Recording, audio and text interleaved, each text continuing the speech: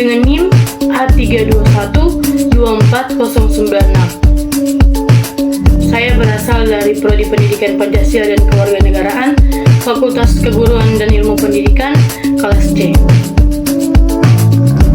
Video ini saya buat untuk memenuhi tugas mata kuliah pengantar hukum Indonesia yang diampu oleh Bapak Dr. Hasdin SPD MPD. Baik, dalam video kali ini saya akan menjelaskan secara singkat tentang materi kelompok 1 tadi, yaitu hukum adat. Sanksi dalam hukum adat yang melanggar hak asasi manusia. Beberapa sanksi dalam hukum adat berpotensi melanggar hak asasi manusia jika dilihat dari perspektif hukum positif. Contohnya yaitu pertama, pengasingan sosial atau sanksi buang kampung. Yang dimaksud yaitu pelanggaran hak atas kehidupan sosial dan kebebasan individu. Yang kedua, hukum fisik seperti cambuk atau pukulan, yaitu bertentangan dengan perlindungan terhadap penyiksaan dalam hak asasi manusia. Yang ketiga, ada hukum denda yang tidak proporsional, yaitu berpotensi merugikan hak ekonomi seseorang.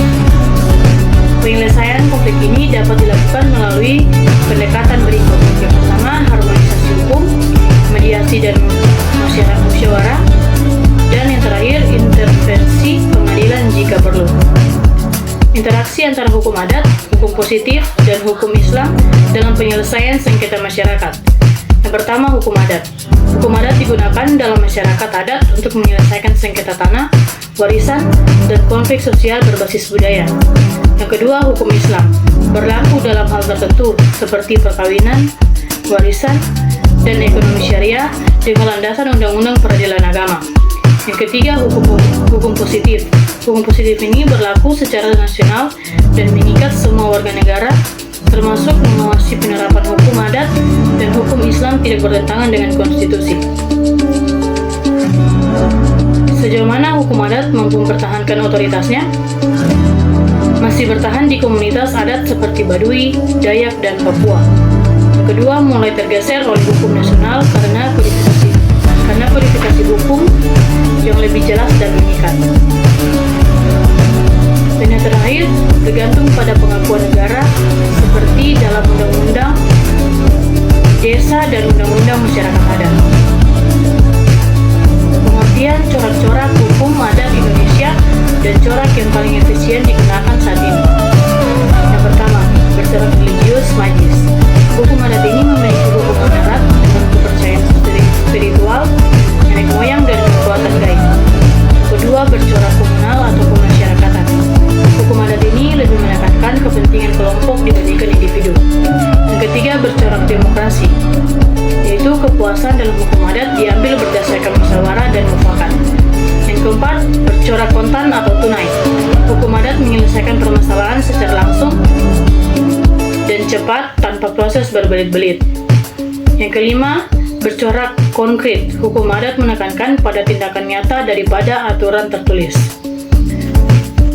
Corak hukum adat yang paling efisien di Indonesia.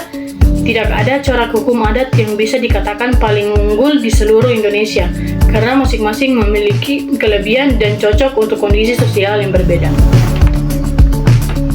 Kita masuk dalam peran negara dalam memastikan hukum adat dihormati, tetapi tidak bertentangan dengan konstitusi. Yang pertama, mengesahkan hukum adat. Yang kedua, menjadi mediator jika ada konflik. Yang ketiga, menjamin hak asasi manusia. Dan yang keempat, memberikan ruang kepada masyarakat adat. Hukum adat dapat dijadikan sumber hukum yang sah di Indonesia. Hukum adat dapat diakui sebagai sumber hukum yang sah berdasarkan Pasal 18B Undang-Undang Dasar 1945, tetapi dengan syarat.